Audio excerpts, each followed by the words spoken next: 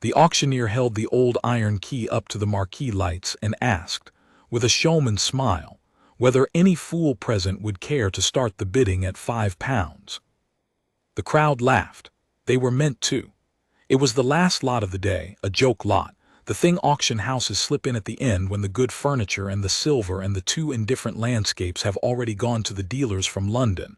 A battered iron key, 8 inches long, black with age, attached to a wooden fob so worn that the writing on it had become a rumor rather than a word.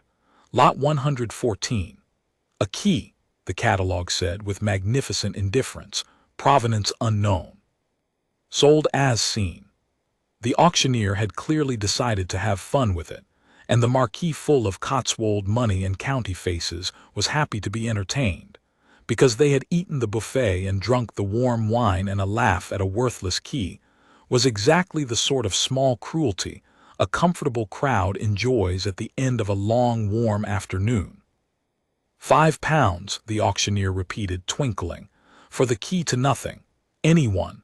It opens, ladies and gentlemen, a door we can't find to a room that may not exist in a building that's very probably been demolished. A genuine mystery, or more likely a genuine bit of scrap. Do I hear 5? 10, said Marianne Holloway from the back. The laughter changed. It did not stop exactly. It curdled, turned, swung round to find her, and the heads came with it. 200 comfortable faces rotating toward the woman standing alone at the rear of the marquee in a wax jacket gone gray at the cuffs and walking boots that had walked a very great deal. She was perhaps 50, weathered the way people are weathered who work outdoors in all seasons. With gray coming through dark hair, she had clearly cut herself, and she held up no paddle because she had not registered for one. She simply said 10 into the turning silence in a voice that did not ask permission, and the crowd, having laughed at the key, now found something even funnier, which was that someone wanted it. £10, the auctioneer recovered beautifully. We have a bidder of vision at the back, a patron of the mysterious. £10 do I hear? 15, called a man near the front, and got his laugh, because he was making a joke of it, bidding the strange woman up for sport, the way men in good blazers do when they have had 2 glasses of wine and an audience. 20, said Marianne. 25, said the blazer, delighted now, playing to the marquee. £100, said Marianne Holloway. The marquee went quiet. It was not a joke any more. £100 for a worthless key was not a joke. It was a derangement, and the comfortable faces looked at the gray woman in the wax jacket and rearranged themselves into the expression a crowd wears when it decides someone is not amusing but mad, pity edged with contempt, the particular cruelty reserved for the poor who want things they shouldn't. The blazer raised his hands and sat down, laughing, conceding the field. Let her have it. Let the mad woman have her key.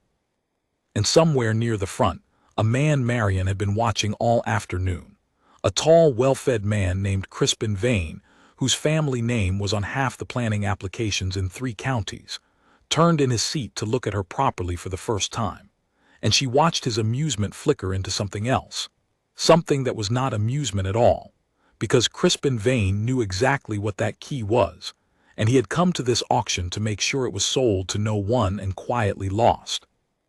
And he had just watched a woman in worn-out boots understand its value to the pound. £100, the auctioneer said, all twinkle gone, going once, going twice. The hammer hovered.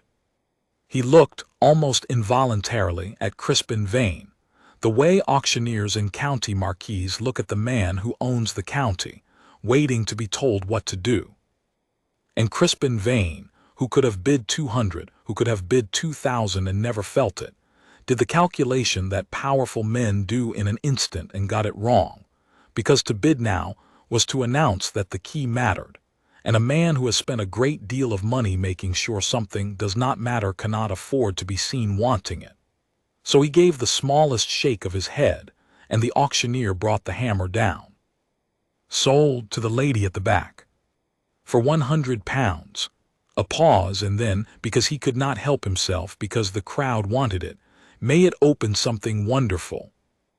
The Marquis laughed one last time, the comfortable, forgiving laugh of people moving on to the Prosecco, and turned away from Marianne Holloway, and forgot her, all of them except Crispin Vane, who did not turn away, who watched the grey woman walk to the clerk's table and count out £100 in tens and fives and pound coins from a tin she'd carried in her jacket, the small worn cash of a person for whom £100 was not nothing, and who took the heavy iron key and closed her weathered hand around it and put it inside her coat, over her heart, and walked out of the Marquee into the long gold evening without once looking back.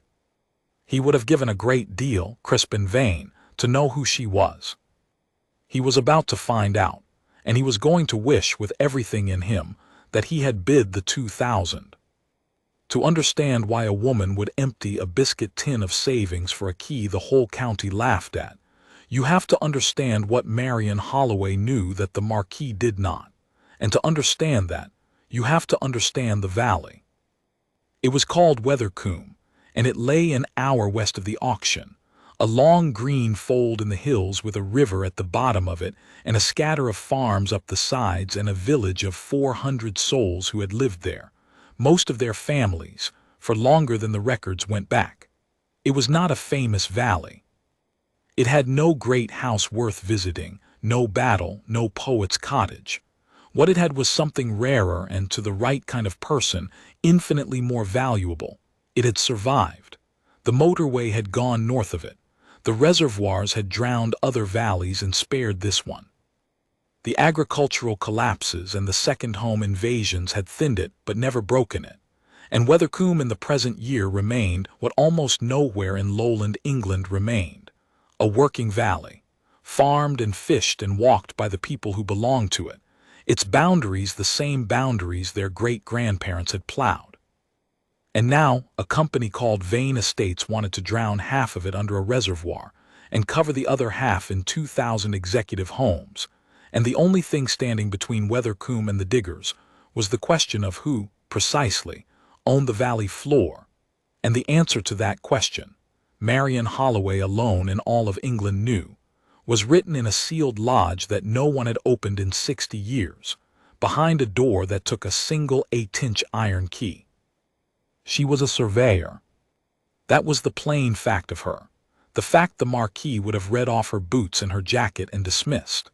A rural land surveyor, self-employed, the woman you called to walk a hedge line and tell you where your field stopped and your neighbor's began, who charged by the day and drove a 15-year-old Land Rover and was very good at a job that no one thought required being very good. But Marianne Holloway was not only a surveyor, and had not always been one, and the distance between what she was and what she appeared to be was the engine of everything that followed.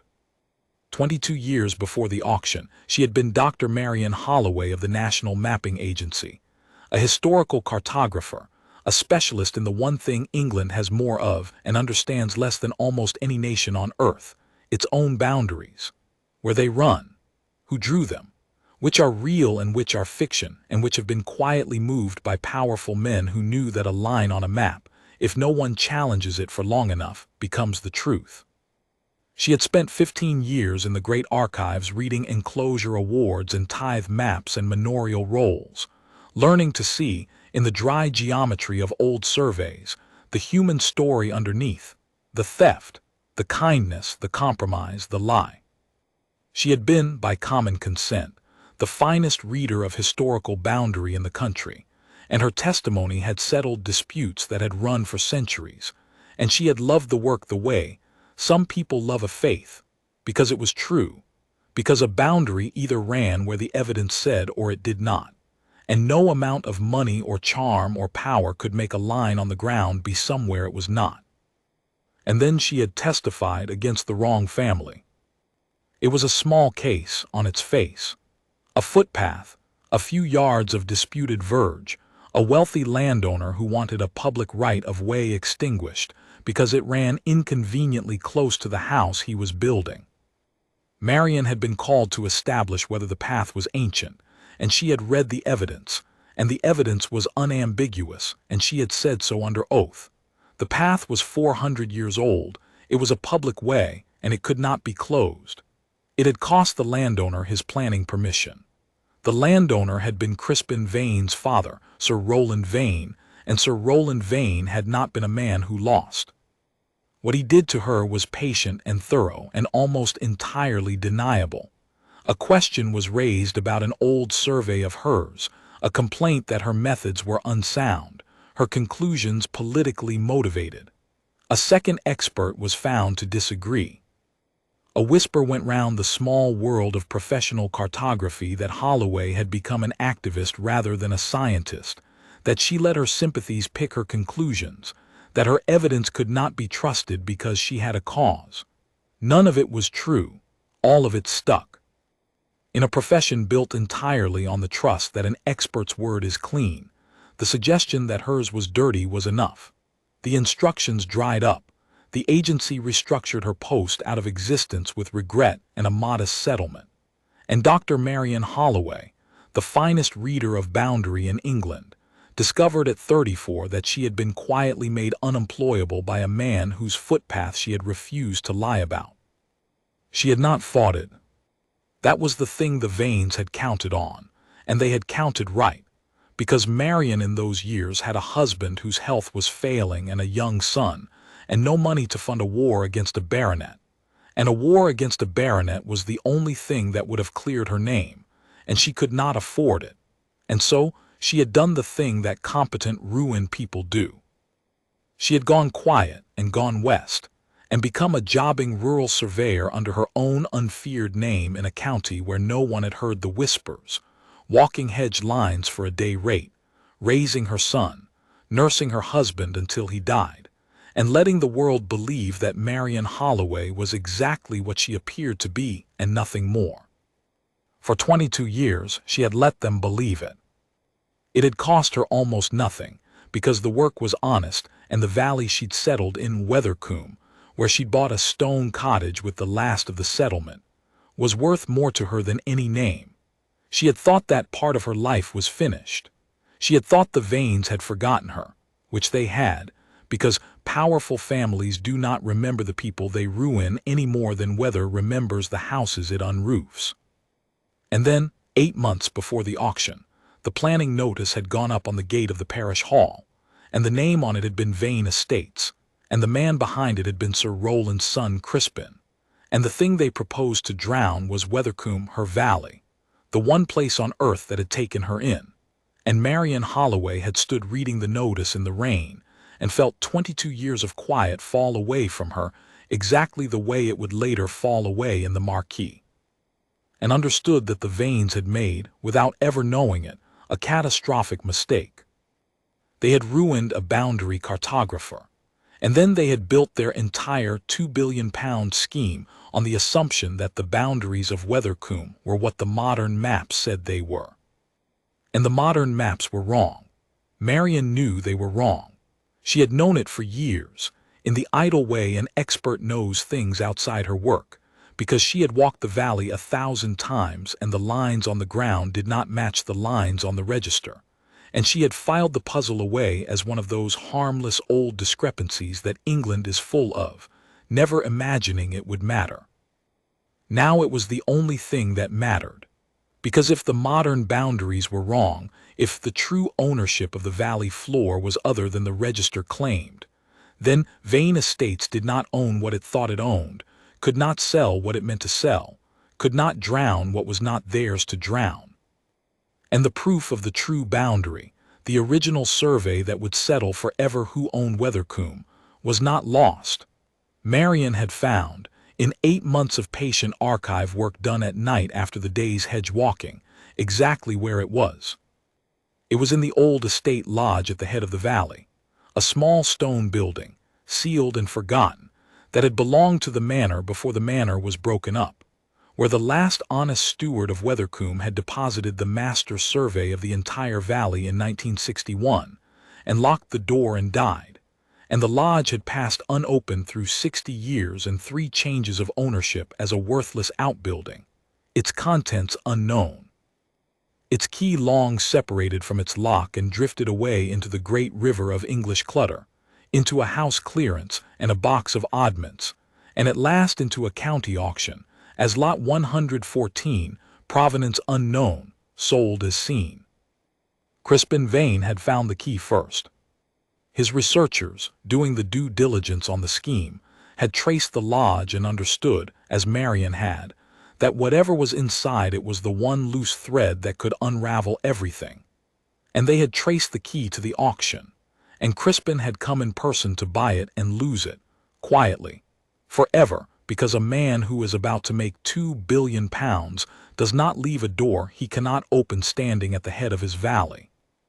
He had not expected the gray woman in the worn boots to want it too. He had not expected her to know what it was. He had certainly not expected that she had spent the whole afternoon at the back of the marquee not to buy the key, though she had been prepared to the last coin in the tin, but to watch him, to confirm with her own eyes the thing she had suspected, that Crispin Vane knew about the lodge, knew about the survey, and was afraid of it. Because the moment a powerful man shows you what he is afraid of, he has handed you the map of how to beat him, and Marianne Holloway had spent her whole life reading maps. She drove home to Wethercombe in the long gold evening with the key on the passenger seat of the Land Rover, and she did not go straight to the cottage. She drove up the rough track to the head of the valley, to where the old lodge stood in a stand of beeches with the river beginning beside it as a spring, and she got out and stood in the warm last light and looked at the building she had walked past 1,000 times and never once been able to enter. It was smaller than its importance. A single stone room with a slate roof gone green, a blind shuttered window, and a low arched door of black oak banded with iron, the kind of door that had been built when a door was meant to outlast the man who hung it. There was a keyhole in it the size of a child's fist. Marianne had measured that keyhole 8 months ago, the day she first understood what the lodge contained, and she had carried the measurement in her head ever since. And now, she took the iron key from her coat and held it up against the door, and the proportion was right. The great worn iron tongue of it the right length and the right gauge. 60 years separated and brought back together across a county and an auctioneer's joke, and her hands, which had been steady through a great deal worse than this, were not quite steady now. She did not open it that night. She wanted to. Every cell in her wanted to push the key into the lock and turn it and walk into the room where the truth had been waiting for 60 years. But Marianne Holloway had not survived being destroyed by patient, powerful men by being impatient herself. She knew what was almost certainly inside. She knew what it would mean. And she knew that the moment she opened that door, the war began, that Crispin Vane had seen her face and would already tonight be setting his researchers to find out who she was, and that when they found out, when the name Holloway surfaced beside the name Vane in some old footpath file in Crispin, understood that the woman who had bought the key was the very expert his father had ruined 22 years ago, he would not laugh. He would do what his family did. He would come for her, patiently and thoroughly and almost deniably, and this time she had no husband to nurse and no young son to protect and nothing left to lose. And that, she thought, standing in the gold light with the key in her hand, was the one advantage they could never take back. She put the key in her pocket, over her heart, and walked down the valley in the dusk toward the lights of the village, past the farms of people who did not know that the woman who walked their hedges for a day rate held, in her coat, the only thing in England that could save their valley, and that she had spent her last £100, and the last of her quiet, to hold it. Behind her, at the head of the valley, the old lodge stood in the dark with its 60-year secret, waiting now for the morning, and the key, and the woman the whole county had laughed at. In a glass-walled office 40 miles away, Crispin Vane was already on the telephone. "The woman who bought the key at the Hartfield auction this afternoon," he said. "Gray hair, waxed jacket, paid in cash. I want her name by morning. I want to know everything about her." A pause, and then, with the first thin thread of unease in a voice that was used to none, "And find out why a surveyor would pay £100 for it. Surveyors don't buy mysteries, they buy answers." Another pause. "Find out what she thinks she knows." He hung up, and stood looking out at the darkening county his family had bent to its will for 3 generations, and felt, for no reason he could have named, the faint cold draft of something he had not felt in his whole comfortable life. The feeling was called consequence. It was coming up the valley toward him in worn-out boots. And it had the key. She opened the lodge at first light alone, because some things you do alone, or you do not understand them when they are done. The key went in stiff. 60 years of stillness had grown into the lock the way a root grows into stone, and for a moment Marianne thought the mechanism had died in its sleep, and the whole improbable journey of the key, the steward, the death, the house clearance, the box of oddments, the auctioneer's joke, had been for nothing. Then she put her shoulder to it, and turned with the slow, even pressure she used on rusted boundary markers, and somewhere deep in the iron, a tongue of metal that had not moved since before she was born, remembered what it was for, and gave. And the great oak door swung inward on a breath of cold, dry air that smelled of paper and dust and time. She stood in the doorway and let her eyes adjust, and the room assembled itself out of the dark. It was a muniment room. She had known it would be, had hoped, had calculated, had not let herself believe, but knowing a thing and standing inside it are different countries, and Marianne Holloway stood inside it now with her heart going hard. Shelves to the ceiling, oak, deep, built for one purpose. Tin deed boxes ranked along them, japanned black, each with a faded paper label. A wide sloping table in the center, a draftsman's table with a brass lamp and a row of weights for holding maps flat. And on the table, where the last honest steward of Weathercombe had laid it down 60 years ago before he locked the door and went home to die, a single great roll of linen-backed paper, 4 feet long, tied with faded tape, with a label in a careful Victorian hand. She crossed to it the way you cross to something you have waited your whole life for without knowing you were waiting. She did not snatch it. She drew on the cotton gloves she had brought, old habit, the archive habit, never let the oil of your hands touch the evidence, and she lifted the roll and carried it to the window and unshuttered the blind, and the morning came in across the table, and Marianne Holloway untied the tape and unrolled, for the first time in 60 years, the master survey of the valley of Weathercombe. It was beautiful. That was the first thing, the thing that had nothing to do with the war and everything to do with why she had given her life to this work. It was simply, achingly beautiful, a hand-colored estate survey of the whole valley at 25 inches to the mile, every field named, every hedge drawn, every cottage and barn and footbridge set down by a surveyor who had walked the ground she walked and loved it the way she loved it, 160 years before her. She could have wept over the craftsmanship alone. But she was not here for the craftsmanship, and her eye, the eye no one could take from her, the eye that had filed every grain and seam of evidence she had ever seen, went past the beauty to the lines, the boundaries, the geometry of who owns what, and began to read.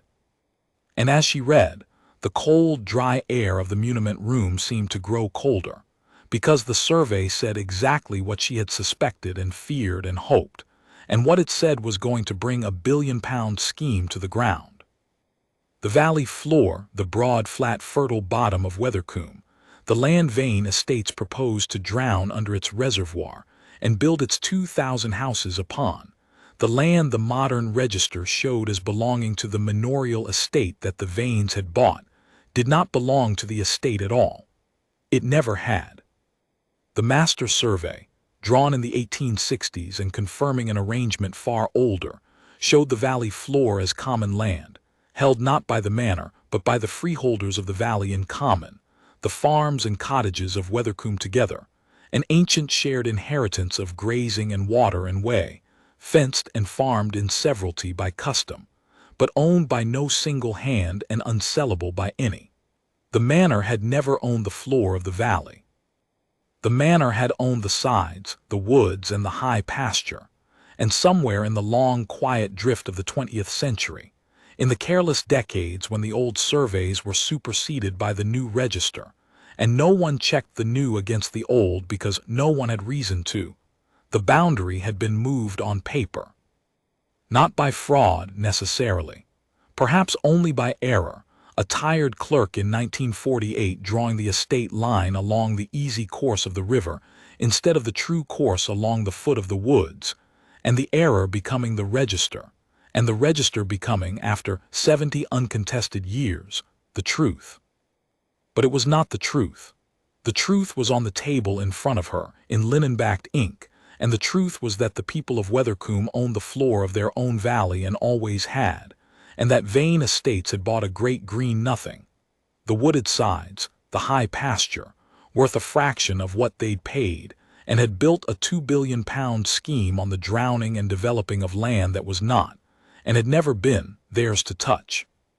Marianne Holloway stood in the muniment room with the morning on the survey, and understood three things in quick succession, the way you understand things when the stakes are total. The first was that she had won. Not yet, not on the ground, but in the only place that finally mattered, in the evidence. The survey was unambiguous, it was contemporaneous, it was authoritative, and against it the modern register was simply wrong, a 70-year-old clerical error with £2 billion resting on it. And when an authoritative old survey meets a modern error in an English boundary dispute, the old survey wins, because the land does not move to suit the register. The register is supposed to describe the land. She knew this the way she knew her own name. She had built her whole ruined career on it.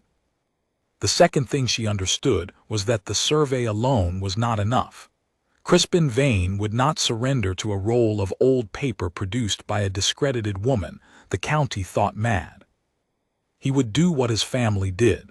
He would attack the evidence and attack the woman. He would find experts to say the survey was unreliable or superseded or forged. He would bury the truth under doubt the way his father had buried her, and a single document in the hands of a single discredited surveyor could be made to disappear. She needed more than the survey.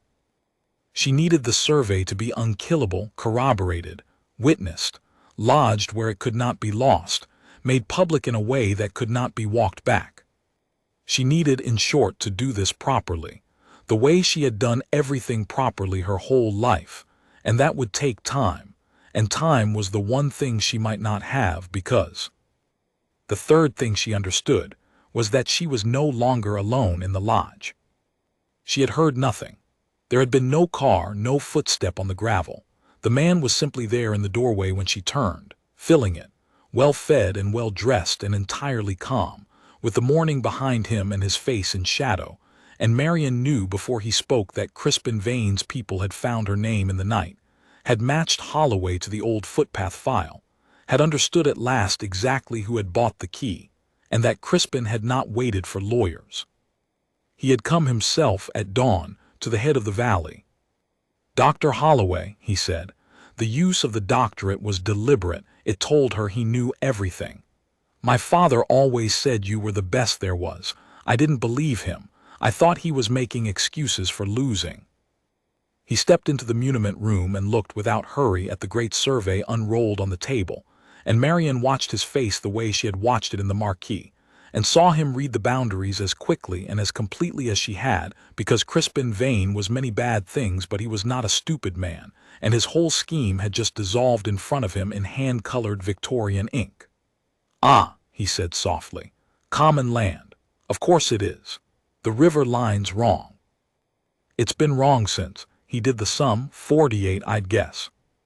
A clerk's error." He looked up at her and his composure was a marvel. She had to admire it the way you admire a dangerous animal. "You've known for months, haven't you? You bought the key to confirm what you already knew." "Yes," said Marianne. "You could have come to me," he said, "privately. A woman in your position discredited, broke, that cottage of yours mortgaged to the rafters. I checked. A woman in your position could have come to me with this survey and named a price, and I'd have paid it gladly, far more than you've earned in 20 years of walking hedges. I'd have paid you to lose it. We could both have walked away rich and quiet." He spread his hands, reasonable, almost warm. "It's not too late. I'm offering it now. Name the figure. The survey goes in the river, the valley becomes what it's going to become regardless, and you spend the rest of your life comfortable instead of cold. No one would ever know. No one would ever blame you. The whole county already thinks you're nobody. Let them. Be a rich nobody. It's a great deal better than a poor one." It was, Marianne thought, almost exactly the offer the smiling kind of power always made, dressed in this man's particular county warmth. The offer to make the truth go away for money, made to a woman they had already decided had no truth left worth keeping. And she understood that Crispin Vane genuinely could not imagine her refusing, because in his world everyone had a price and the only question was the number. And a broke, discredited 50-year-old in a mortgaged cottage was a person whose price would be low and whose refusal was unthinkable. "You've made the same mistake your father made," Marianne said. "And what's that?" "You think you ruined me." She began calmly to re-roll the survey, her gloved hand steady on the linen. "Your father didn't ruin me, Mr. Vane. He took my income and my name and made me unemployable, and those are real things, and they cost me a great deal, and I'll not pretend otherwise. But the thing he wanted to take, the thing your family has always believed is the same as a person's income and name, he couldn't reach. He couldn't take my judgment. He couldn't make a boundary run where it doesn't. He couldn't make me a woman who'd put the truth in a river for money, because that woman was never available at any price, which is the one fact about me your family has never once been able to understand in 3 generations of buying people." She tied the tape. "You can't buy this survey from me. You can't buy me. And you've just walked, alone at dawn, into a sealed muniment room and offered out loud to pay me to destroy evidence of a fraud, which is a crime, Mr. Vane, a serious one, to a woman you'd be very unwise to assume came up here unprepared." His eyes went fractionally to her coat. "There's no one with you," he said. "No phone signal up here. I checked that too." "No," Marianne agreed. "There's no signal." She lifted the survey under her arm and faced him across the draftsman's table and did not move toward the door he was blocking. "But you've been talking for 4 minutes in a stone room to a woman who reads evidence for a living, and you might ask yourself why she let you keep talking, why she's so calm, why she came up here at first light alone, on the one morning she knew you'd have just learned her name, the one morning a desperate man might do something desperate. She let that settle in the cold, dry air. I didn't come up here only to read the survey, Mr. Vane. I read it weeks ago in the archive. I knew what was here. I came up here this morning with the survey already half expected because I wanted to see what you'd do when you found me with it. I wanted to know whether the son was his father, whether you'd send a lawyer or come yourself and threaten or come yourself and offer. Now I know. You came yourself and you offered to pay me to commit a crime, and you did it in a place you chose precisely because you thought it was private." She almost smiled. "You should be more careful in old stone rooms about what you're sure of. Your family's whole trouble across 3 generations is that you never check the things you're sure of. Your father was sure of that footpath. You were sure of these boundaries. And just now you were very, very sure we were alone." For the first time, something moved behind Crispin Vane's composure. Not fear yet, but its cold forerunner, the dawning of a man who has realized he does not have all the information, and that the person who does is the one he came to threaten.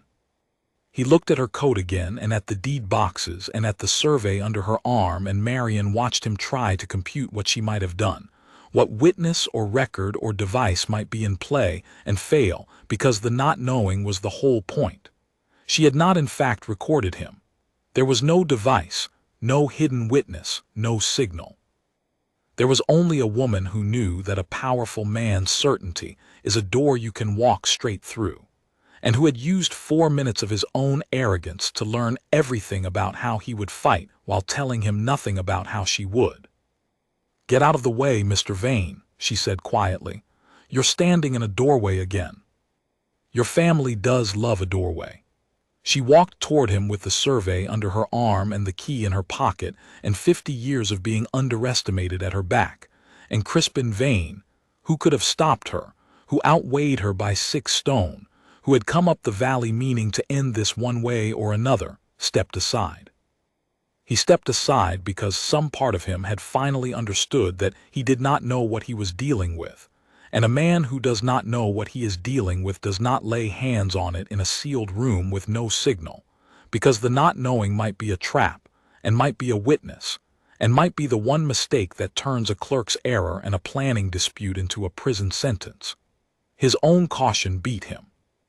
It was, Marianne thought, walking out into the bright morning with the master's survey of Weathercombe under her arm, a very satisfying thing to watch a careful man be defeated by his own care.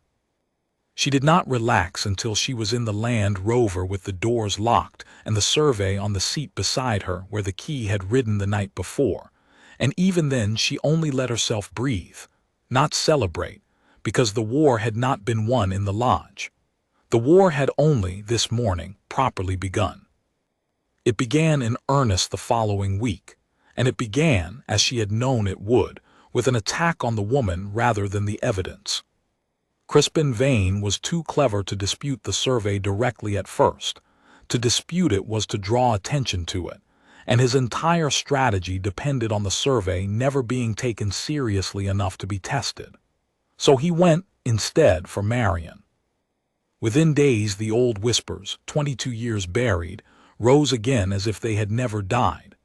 A quiet word to the parish council that the surveyor everyone trusted to walk their hedges was in fact a discredited expert sacked for unsound work, an activist who'd let her politics corrupt her science, a woman with a known grudge against the Vane family who had now, conveniently, discovered a document that just happened to serve her vendetta.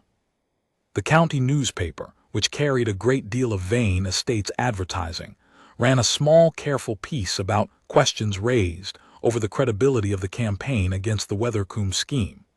A letter went round suggesting Marianne had bought the lodge key deceitfully, that she had perhaps even tampered with the lodge, that the so-called survey might not be what she claimed, might even be a forgery she had introduced herself.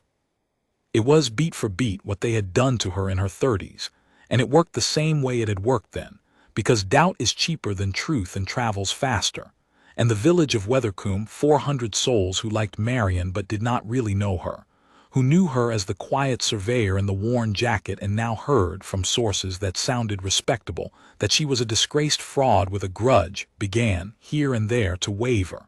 Not all of them, but enough. Enough that when Marianne walked into the parish hall meeting where the future of the valley was to be discussed, she felt the old cold thing she had felt in the marble corridors 22 years before. The slight turning away, the not quite meeting of eyes, the readiness of decent people to believe the worst of someone they have been told, by people who sound important, is not to be trusted. She had expected it. She had even, in a way, needed it, because the village's doubt was the measure of how completely she would have to win, and a victory that left any room for doubt was no victory at all against a family like the Vanes. But it cost her something to stand in the parish hall and feel the valley she was trying to save look at her with suspicion, and the thing it cost her was visible only to one person in the room. An old farmer named Walter Greaves, 81, whose family had farmed the valley floor, the common land, though he did not yet know to call it that, for 200 years, and who had watched Marianne walk his hedges for a decade and form, in his slow, careful country way, a judgment of her that no county newspaper was going to shift. "They're saying things about you, Mrs. Holloway," Walter said to her afterward in the emptying hall, leaning on his stick, "about being sacked, about a grudge." "They're true mostly," Marianne said. "I was sacked. I do have a grudge. The Vanes ruined me, and I'd be lying to say I'd weep if I ruined them back. The only part that isn't true is the part that matters. The survey's real and it's right, and the valley floor is yours, Walter, yours and the others. It always was. They moved the line on paper in 1948 and no one ever checked." She held his eye. "I can't make you believe me. I'm exactly the discredited woman with a grudge they say I am. That's the cleverness of it. They ruined me 20 years ago precisely so that, when this day came, no one would believe me. They've been preparing this since before they knew they'd need it." She almost smiled. But there's one thing they can't make untrue by saying it, and it's the thing your family will remember in its bones even if your head's been talked out of it. Walter, whose land have you grazed your whole life? When the river floods, whose cattle stand on the high ground at the foot of the woods? Where does your family bury its dogs? Not on the manor's land, on the common. You've always known where your land really runs. Everyone in this valley has always known in their feet, even after the paper forgot. I haven't discovered anything you didn't already know. I've just found the proof. The old man looked at her for a long moment, and something in his weathered face settled, the way ground settles after rain. My grandfather, he said slowly, used to say the manor never owned the bottom of the valley, used to say it like a thing everyone knew. We thought he was just old, talking about the old days. He straightened a little on his stick. He weren't talking about the old days where he were talking about the truth, and the truth got wrote down wrong and we forgot, and now a man wants to drown it. He looked at Marianne with the first clear respect she had seen in the valley since the planning notice went up. What do you need, Mrs. Holloway, to prove it so they can't talk it away? What do you need from us? And Marianne Holloway, discredited and mocked and whispered against, standing in an emptying parish hall with the one old man who had decided to believe her, felt the war turn, not one, not nearly, but turned. Because this was how you beat a family that had spent 3 generations buying and ruining people.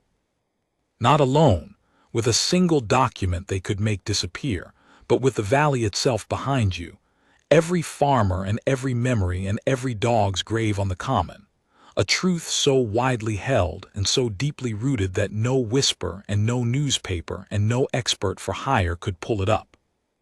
I need the valley to remember out loud, she said. All of it, together, where I can write it down and lodge it where it can't be lost. And I need a little time, and I need you to trust me through what's coming, because it's going to get worse before it gets better, Walter. They're going to come harder. They'll try to take the survey.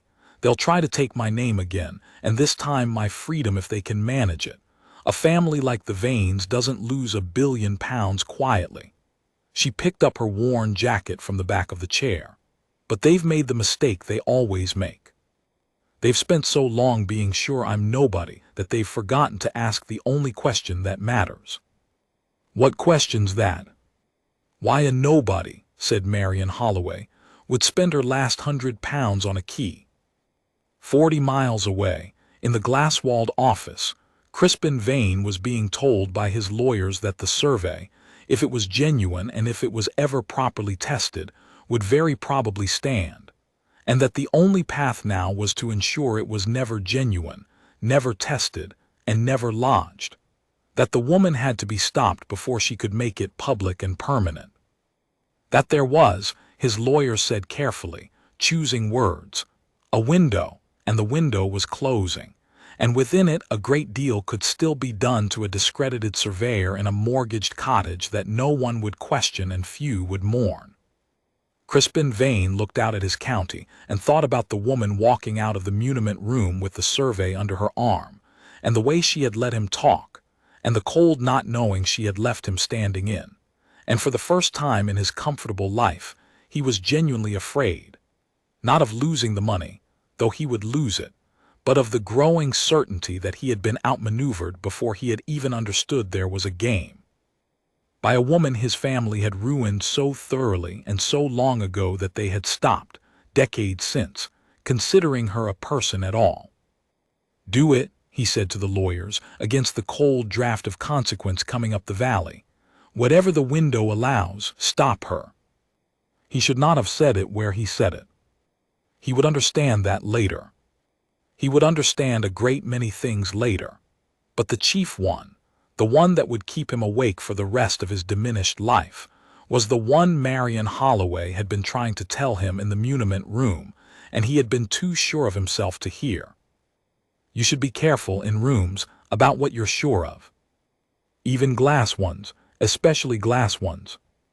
The thing about a window, in the language Crispin Vane's lawyers used, is that it has 2 sides, and a careful person can stand at either one. They came for the survey on a Thursday night, as Marianne had known they would, because a family that has decided to make a problem disappear always reaches first for the physical object, the single roll of linen-backed paper that seems, to people who think money solves everything, like the whole of the danger. Two men, professional and quiet, who knew how to open a cottage door in a sleeping village without waking it, and who searched Marianne Holloway's stone cottage from the rafters to the cellar in the small hours while they had checked away, staying with a friend in the next county. The mortgaged surveyor flushed conveniently out of her nest. They did not find the survey. They did not find it because the survey was not there, and had not been there since the morning she carried it out of the lodge.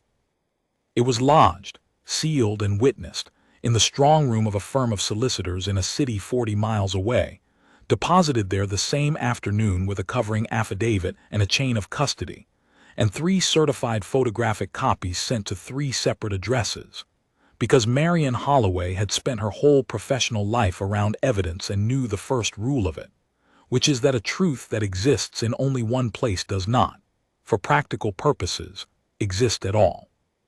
What the men found in the cottage was nothing: a worn jacket, a tin that had once held 100 pounds, the small bare life of a woman who owned almost nothing.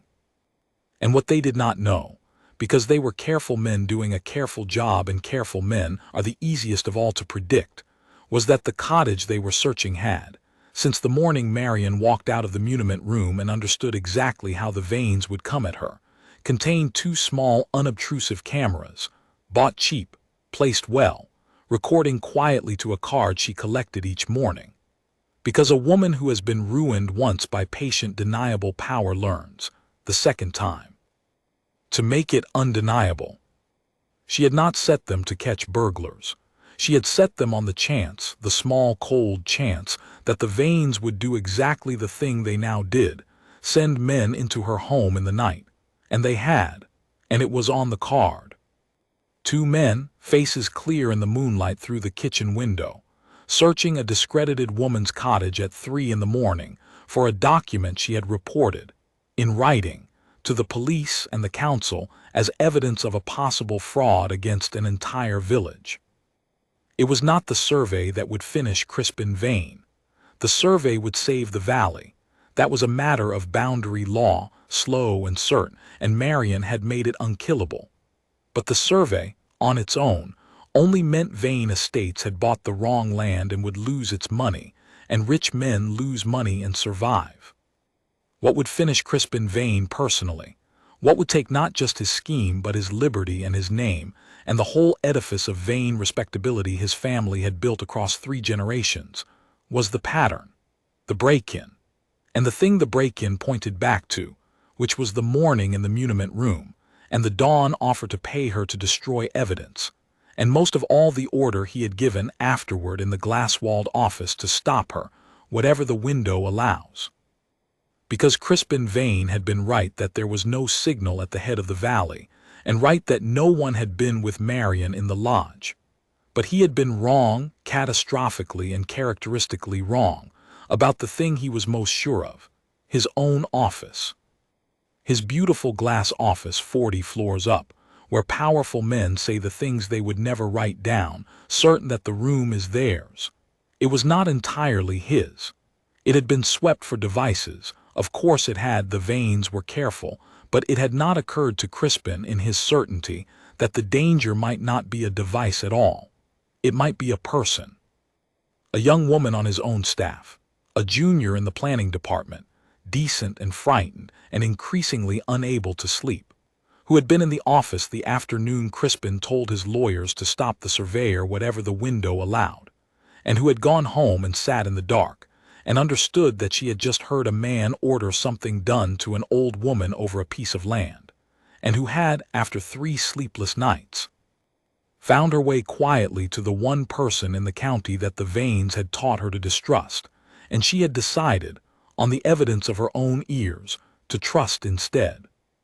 Her name was Heather Pike, and she was 26, and she would not in the end be the most important person in the story. Marianne was that, had always been that, but she would be the bravest, because she had everything to lose and lost it on purpose, walking into a solicitor's office in the city with a sworn statement of what she had heard her employer say, knowing it would end her career in the only industry her county offered. Because she had decided that there were things she would not put in a river for a salary. Marianne, when she met her, recognized her instantly, the way you recognize your own kind. A person with a price the powerful had assumed was low and was not available at any number. So when the war reached its public end, it did not reach it as Crispin Vane had planned, as the quiet disappearance of a discredited woman and an awkward document, but as the precise opposite, as the loudest, most public, most completely witnessed reckoning the county had seen in living memory. And it happened, fittingly, in the valley, on the common land itself, on a bright cold Saturday at the foot of the woods where Walter Greaves's cattle had stood through every flood for 200 years. It was meant to be a memory gathering. That had been Marianne's word for it, her plan from the parish hall, the valley remembering out loud together where it could be written down and lodged. She had spent 3 weeks walking the farms and cottages of Weathercombe with a notebook and a recorder and Walter Greaves at her side to vouch for her, taking down what the valley knew in its feet, where the manor's land had always ended and the common had always begun, the grazing rights, the old names, the dogs' graves, the floods, the 200 years of lived knowledge that no clerk's error in 1948 could erase from the people who had lived it. She had assembled it into a document of customary evidence, sworn and witnessed, to stand beside the master survey. Not one fragile truth in one pair of discredited hands, but the whole valley's memory, unkillable on the record.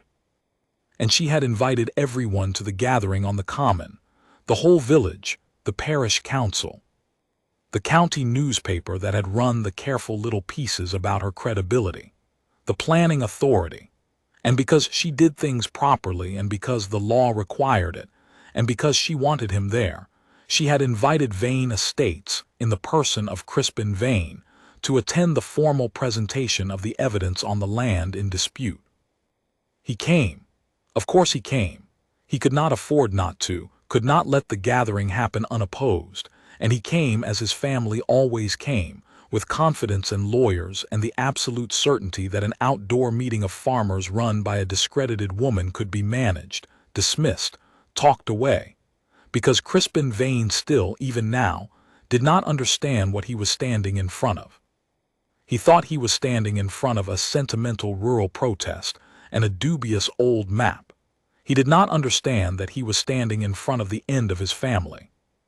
The common was full, 300 people more, the whole valley and half the county, on the cold, bright grass at the foot of the woods, and Marianne Holloway stood before them in her worn wax jacket. The same jacket the marquee had laughed at, with the master survey of Weathercombe displayed on boards behind her, and the sworn customary evidence in her hand, and she did not raise her voice, because she had never in her life needed to. She showed them the survey first.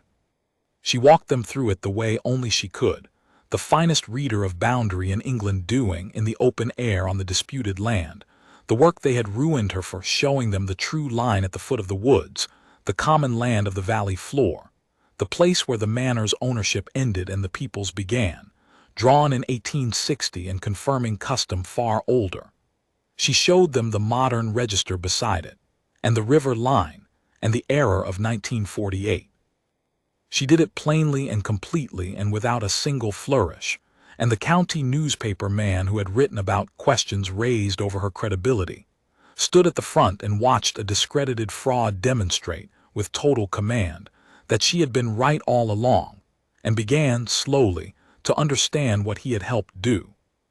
Then she read the customary evidence, the valley's own memory, name after name, farm after farm, 200 years of feet that had always known where the land ran, and she had Walter Greaves stand and say, in his slow country voice, the thing his grandfather had said, that the manor never owned the bottom of the valley, and 300 people on the common heard their own knowledge spoken back to them as truth and made a sound, low and collective, that Marianne would remember for the rest of her life.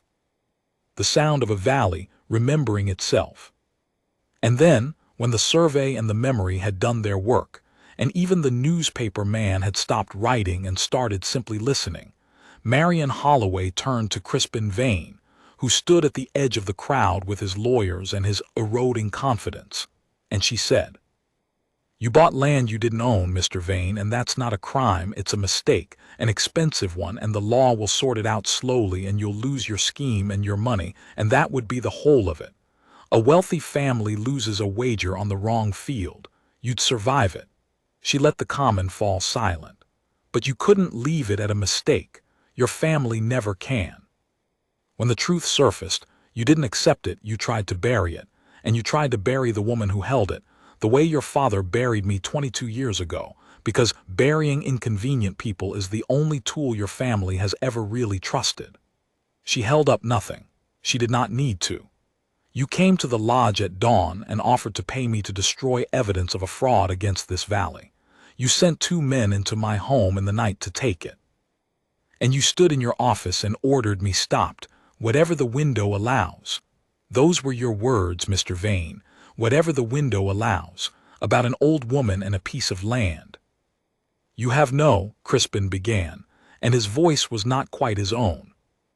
"I have all of it," Marianne said quietly. "The break-ins on film, your 2 men, clear as day, in my kitchen at 3 in the morning, searching for the survey I'd already lodged. The Dawn offers a matter of record. I reported it the same day in writing to the police before you'd even decided what to do, because I knew you'd come and I wanted the timing on the record. And the order you gave in your office," she paused, and the whole common held its breath, "was heard, Mr. Vane, by someone decent. Someone you'd assumed had a price, because everyone in your world has a price. She didn't. Her name is on a sworn statement in the same strong room as the survey, and it's already with the police, and it has been since Tuesday." She looked at him with something that was not triumph and not pity, but was very close to the cold, clean satisfaction of a line proven to run exactly where the evidence said it ran. "You were so sure, Mr. Vane, sure I was nobody, sure the lodge was private, sure your office was yours, sure everyone has a price. Your whole family, 3 generations, undone by the same flaw. You never check the things you're most certain of. Your father was certain of a footpath. You were certain of a boundary. And just now, for £2 billion, you were certain you were dealing with a discredited old woman who'd buckle." She almost smiled. "I bought a key, Mr. Vane, for my last £100, in front of a marquee full of people who laughed. Did you never wonder what kind of woman does that? What she might know, what she might have spent 22 years becoming, while your family forgot she existed?" Crispin Vane stood on the common land his family did not own, in front of 300 people who had stopped entirely being his county and understood at last, completely, irreversibly, the way you understand a thing only when it is far too late to act on it, that he had lost. Not the scheme, everything. The scheme was the smallest of it. He had ordered crimes in a room he was sure of, against a woman he was sure of, and both certainties had been wrong, and the wrongness was now sworn and filmed and lodged and with the police, and there was no whisper and no newspaper and no expert for hire that could pull this truth up, because it was rooted too deep and held too wide, in a valley's memory and a junior's conscience, and a discredited woman's 22 years of refusing to become someone who'd put the truth in a river. He did not bluster. To his small credit, at the very end, he did not bluster. He looked at Marianne Holloway across the cold, bright common for a long moment, and what was in his face was the thing she had waited 22 years to see in a vein. The understanding that he had judged someone completely, catastrophically wrong, and that the wrongness was going to cost him everything his family had spent a century building. Then his lawyers took his arm and he turned, and he walked off the common land of Weathercombe, and the valley let him go in silence and did not laugh. It ended the way these things end in England, slowly and on paper, and at last. The boundary was corrected. The master survey stood, as Marianne had always known it would, against a 70-year-old clerical error, and the valley floor of Weathercombe was confirmed in law as what it had always been in fact, common land, the people's, unsellable and undrownable, held by the freeholders of the valley together as it had been held for centuries before a tired clerk drew a line along the easy course of the river. Vane Estates' scheme collapsed entirely. The company did not survive it, nor, when the criminal matters had run their slow, certain course, did Crispin Vane's liberty or his family's long respectability, both of which dissolved in the daylight of a film, an affidavit, and a sworn statement from a young woman named Heather Pike, who never worked in planning again and never once regretted it. Marianne Holloway's name was cleared.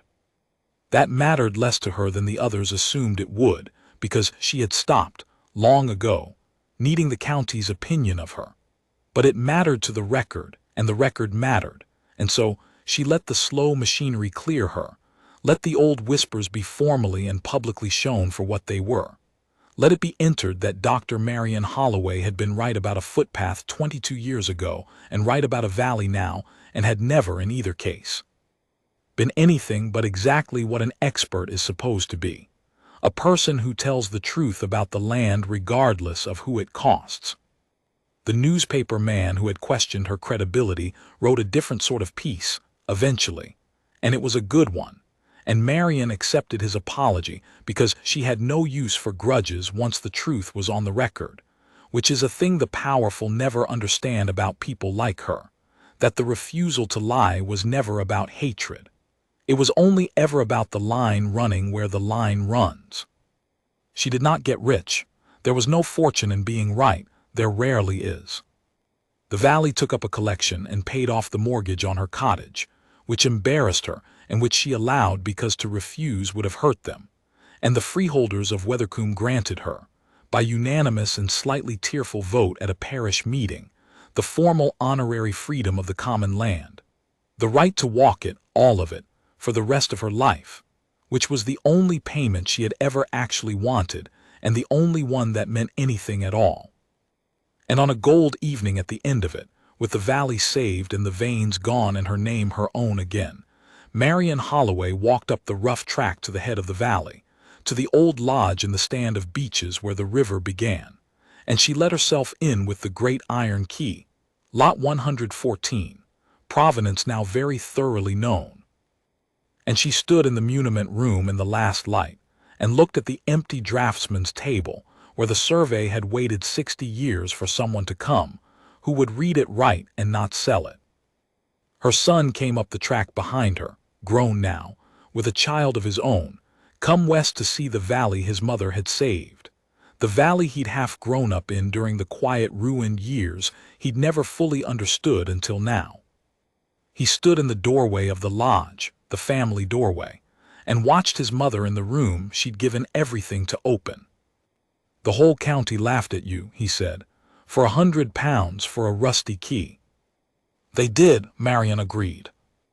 "Did it bother you standing there, with everyone laughing?" Marianne Holloway turned the great iron key over in her weathered hands, the key that had cost her her last £100 and opened the truth of a valley, and she thought about the marquee, and the curdling laughter, and the comfortable faces turning to find the mad woman in the worn boots, and the one man at the front who had not laughed because he alone had understood too late, always too late, what she was holding. "No," she said, "let them laugh. It's the cheapest disguise there is, being laughed at better than any lock. People never come looking for what they've already decided is worthless. Your great rule, if you want one. When the whole crowd is laughing at the woman who picked up the old thing they all walked past." She handed the key to her son to keep, to pass on, the way her father had once pressed a different worthless-seeming thing into different hands. Be very, very curious about what she knows that they don't.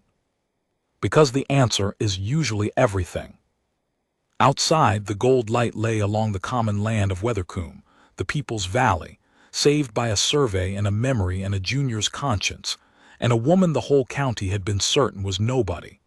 And the river ran where it had always run, at the foot of the woods, exactly where the evidence said, and the lodge stood open at last in the warm evening, its 60-year secret kept, and then, in the one pair of hands that could read it, finally, completely, told.